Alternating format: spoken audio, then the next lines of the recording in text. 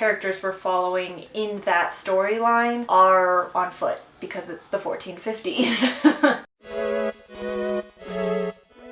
Hi, my name is Adriana, and today I will be reviewing Cuckoo Land by Anthony Doerr. So this was a fairly large release from this author. He had won a Pulitzer Prize, I think it's a Pulitzer Prize winning novel, All the Light We Cannot See. I have not read that because I don't like reading World War II literature. If World War II is in the blurb, probably gonna avoid it. But this one isn't about World War II, so that's why I picked it up. But yeah, like I said, this is my first from this author. I think I will be going into his backlist and checking out some other things. Not All the Light We Cannot See because World War II, as I stated, but some other things. So before I jump into the synopsis of this, please consider liking and commenting on this video and subscribing to my channel if you like bookish things like I do. Also, before I jump into synopsis, I kind of want to talk about what drew me to this book. First off, this cover.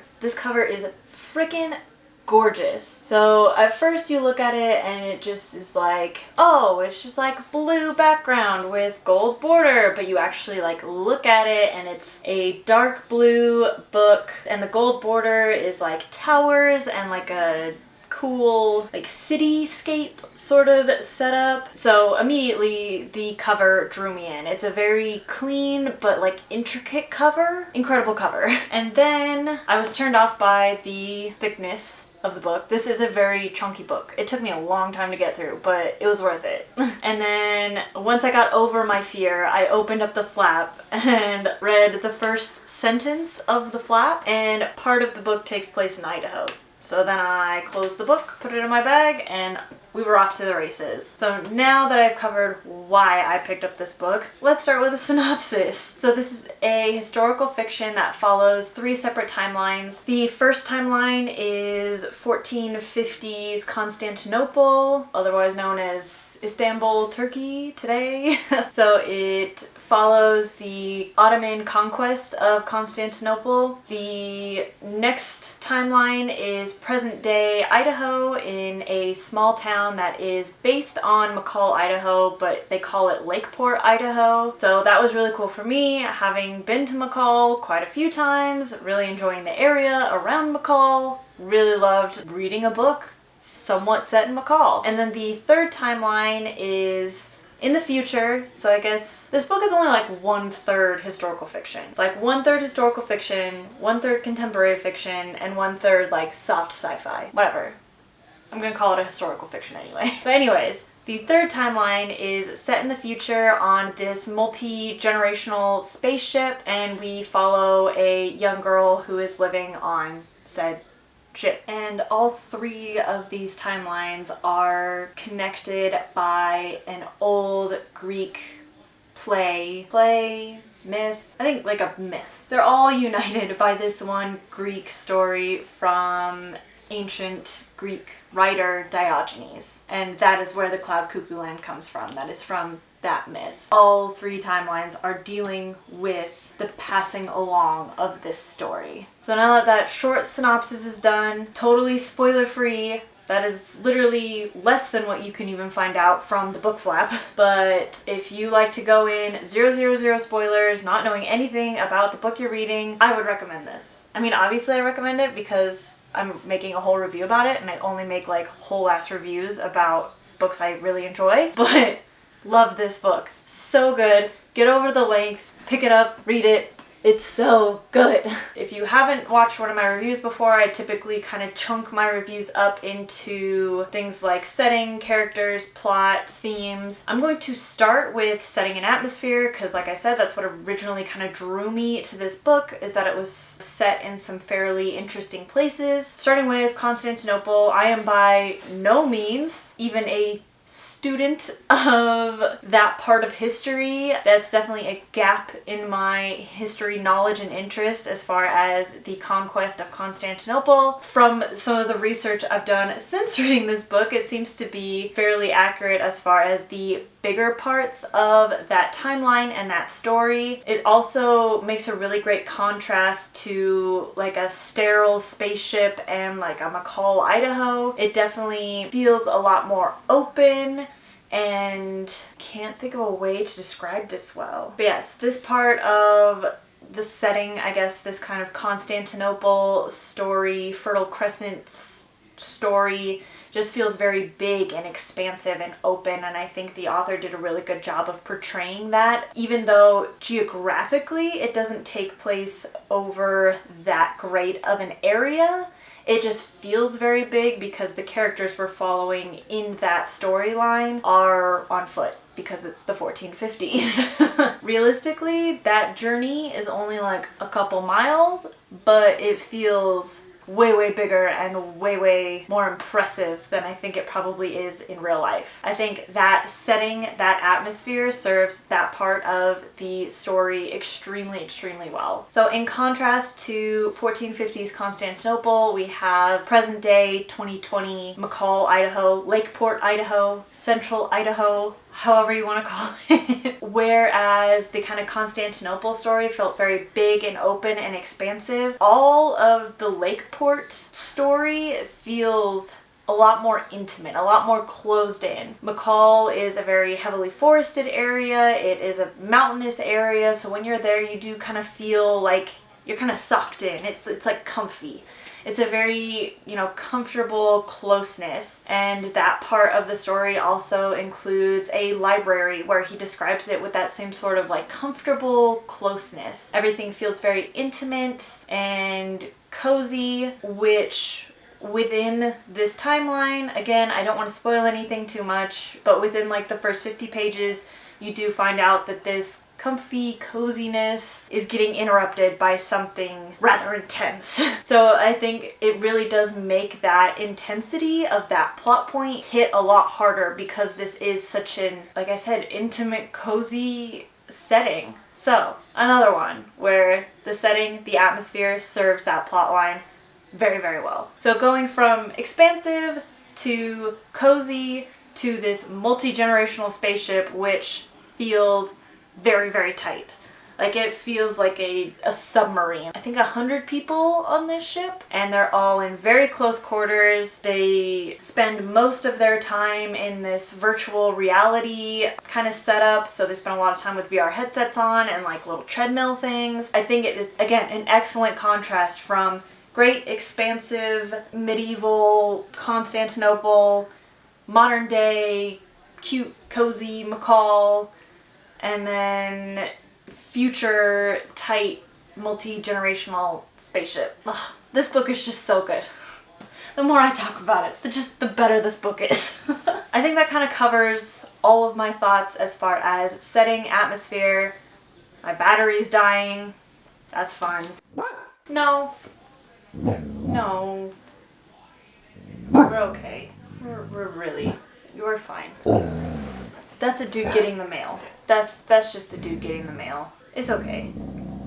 It's okay. So now with our settings and time firmly established, I will move on to characters. So in the first timeline, our Constantinople, we have Omir, who is a young boy, basically, in a village in the Ottoman Empire, somewhere east of Constantinople. Don't exactly know where, but in a valley, in a village, young village boy. So he gets recruited by the Ottoman army to go to Constantinople. They mostly want his cows or oxen.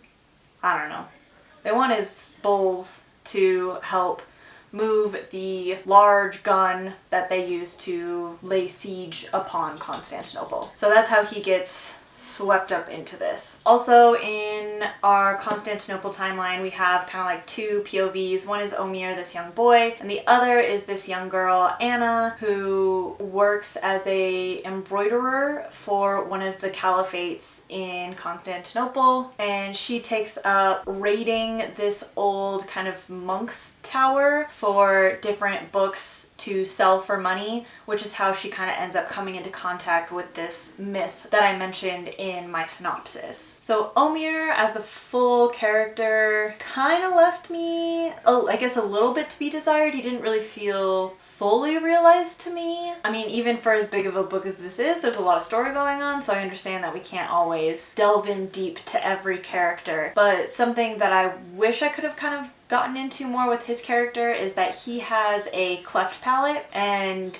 obviously being the 1450s, there's no surgery to correct a cleft palate. So he has, you know, a pretty distinct gap up his face that is caused him to be kind of demonized within his community. I kind of wish we'd gotten into that a little bit more. Once he's like off with the army, it doesn't really seem to matter anymore. So I just kind of wonder why we did the whole cleft palate thing. I don't really know, but it was there. Omir in general seems kind of like a moving plot device more so than a full character. Anna, on the other hand, exploding with character. She's a little firecracker. So she has a sister with her in this kind of embroidery shop. Her sister is really, really good at embroidery, and that's the reason they're kind of allowed to stay in this house, because Anna is not good at embroidery. And she gets in trouble a lot, and one day her sister covers for her after getting in trouble, and her sister ends up getting punished for it, which leads to her later illness, which is why Anna takes up with this kind of other young boy in Constantinople to go raid these monk towers to try to get money to help her sister with her new sickness that she caused. So like I said, Anna is exploding with character, and I think she has a lot of great depth to her with this guilt she has for causing her sister's illness, and just the love she has for her sister. I don't know, we spend a lot of time in Anna's head and really delving deep into all of her different motivations, which I really liked. I thought it was really, really neat. So those are kind of the two main characters we follow in that timeline. In the modern day Idaho timeline, follow Seymour and we follow Zeno. So I'll start with Seymour. Actually, no, I'll start with Zeno. Zeno is more fun. In the 2020 Idaho timeline, Zeno is an 80-year-old man who is working with these young children at the library to make a play of the Cloud Cuckoo Land myth, story, whatever you want to call it. And he has led a very interesting life in Idaho. He is the son of Italian immigrants, moved to Idaho when he was very, very young, was the only Italian probably in Idaho, honestly. His childhood was not always the easiest. He eventually later comes to fight in the Korean War and goes to a prisoner of war camp. Does not have the easiest time there. So Zeno comes into contact with this myth through another prisoner who he meets in the Korean POW camp. This guy is a grammar school teacher from like the UK, but I guess is like a Greek archaeological translator on the side. Like he likes to go on archaeological digs, find old Greek documents and translate them. So he teaches Zeno Greek, and that's eventually how Zeno comes into contact with the myth. And we kind of pick up more bits and pieces about his life along the way. I thought he was another incredible character, just so much depth and humanity, and obviously it's easy to create depth in an 80-year-old character. They've lived a lot of life. There's a lot of facets to someone who is 80 years old. So I really, really appreciated that character and just the care and love put into him. Other character in this timeline, not as much fun and made me a little uncomfortable. The other character we follow is Seymour. He, I guess, would be the closest thing we have in this book to a kind of main antagonist. He gets roped into kind of an eco-terrorism group. So Seymour also has not lived the easiest life. He is definitely presented as someone on the spectrum, and I guess it always just makes me a little uncomfy to have your only mental disability rep be the bad guy. I don't know. I don't really like it. It makes me a little uncomfy. As much as I loved the setting of that part of the timeline, the story of that timeline definitely had me wavering a bit. For having your only neurodivergence rep be the bad guy, I think he's also taking some sort of medication for, I'm assuming, bipolar or depressive or something. But yeah, that character made me definitely a little uncomfy. And then in the last timeline, we have the multi-generational spaceship, and we follow a young girl named Constance and her kind of journey on this ship. And she comes into the connecting myth of Cloud Cuckoo Land through her father telling the story to her while she's on this ship. So Constance is, again, kind of a bit of a firecracker. Not as much as Anna is, but definitely a survivor. She gets put into some pretty not great situations, and I think deals with it as well as anyone could. So I think that covers characters. So next, we will talk about plot/story. So the biggest thing that I can say in plot/story is that I had no idea what was going on for half this book. Like straight up half of this, let's say, I think it was page 278 is when I finally understood what was going on. Yeah, so this point.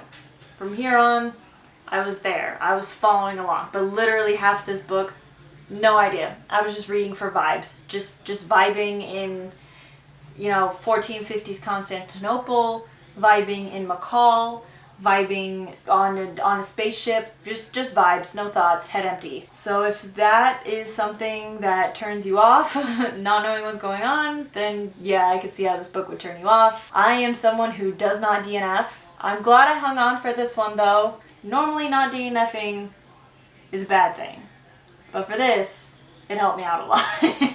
So kind of the structure of this story being multiple timelines, every, couple chapters we switch timelines, and in the first half we're switching quickly. Like every 3 to 7 pages we are switching timelines, switching character point of view, and it's crazy.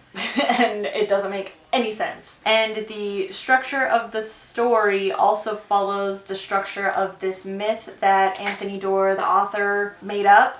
So like every couple chapters we run into another section of the myth. So the section of the myth is written out just straightforward as the story of the myth, and then typically the next couple chapters after that will kind of be more of a allegory to that section of the myth, and you'll learn a little bit more about the myth and kind of how it fleshes out throughout. It's definitely a difficult book to get into, but I say once you pass that halfway point, things really start to ramp up. We get a lot more kind of action scenes, a lot more interaction between characters instead of just kind of living inside characters' heads. I think by this point we have most of the backstory of all the characters done, so you're like pretty invested in the characters. So it gets a lot better in the second half. I'm not gonna lie, the first half had me so confused and not necessarily wanting to quit, because like I said, I wasn't having a bad time,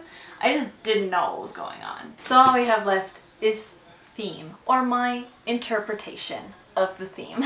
This may be an obvious interpretation of the theme, but I don't care because I'm not that smart. I can't read that deep into things. But like I said, we have this, one connecting myth that's connecting these characters from wildly different timelines and geographical areas, and so the persistence of stories and the fragility of stories is attached to the persistence of nature as well as the fragility of nature. And what I mean by that sounds very pretentious and high-minded, but like I said, in the 1450s story, Anna is the one who discovers kind of the original binding of this myth, like the actual kind of primary book source of this myth, and even at that point it's is 1,000 years old. So this book is deteriorating, it's fading. So even though the story lives on, the physicality of the book, the binding itself, is losing kind of its own battle against nature. Anna protects this book for her lifetime and does her best to continue on the story orally to her own children eventually. I think persistence in maintaining the physicality of this book could be linked to the persistence of humans trying to keep the earth going for ourselves. I think this also kind of continues on through like the Idaho timeline, where we have Zeno taking all this time and effort and really delving into this myth and translating it from the ancient Greek text. That book has been severely deteriorated at this point, so a lot of the translations that we see within the book, Zeno is having to kind of fill in the blanks for stuff and kind of make do with what he has. And then of course we have Seymour, the eco-terrorist, and he has a lot of kind of different connections with nature and whatnot. Again, I'm not the best at this, so I know there's something there, but I'm not quite sure how it all connects. And then finally, you know, with Constance, she's even further into the future and scrapping this story together from actually her own memory. You know, she has no connections to the Earth anymore. She's on this spaceship and she has no connections to the physicality of this myth. The book has obviously been well deteriorated and there's no physical presence of it on this spaceship. Obviously, you're not going to take an old dead book on a spaceship with you. But, you know, seeing her fight to bring this myth down to, again, some sort of physicality, taking it from memory, from the things her father told her, and trying to put it to paper, just, I guess, shows the persistence of the physical realm. Even with all this great technology we have, stories still need to exist on some level in a physical way, maybe? I don't know if I like that. That might not be the way I want to interpret this. But I don't know, I'm definitely gonna have to put some more thought into all of this, but I really, really enjoyed this book. I highly, highly recommend it, and I would love to speak on it on a deeper level with some other people. I was supposed to buddy read this with my friend, and he was too slow, so I finished it before him. So if you've read it, please reach out, and I would like to talk about it with you. So thanks so much for watching, and I will catch you on the next video.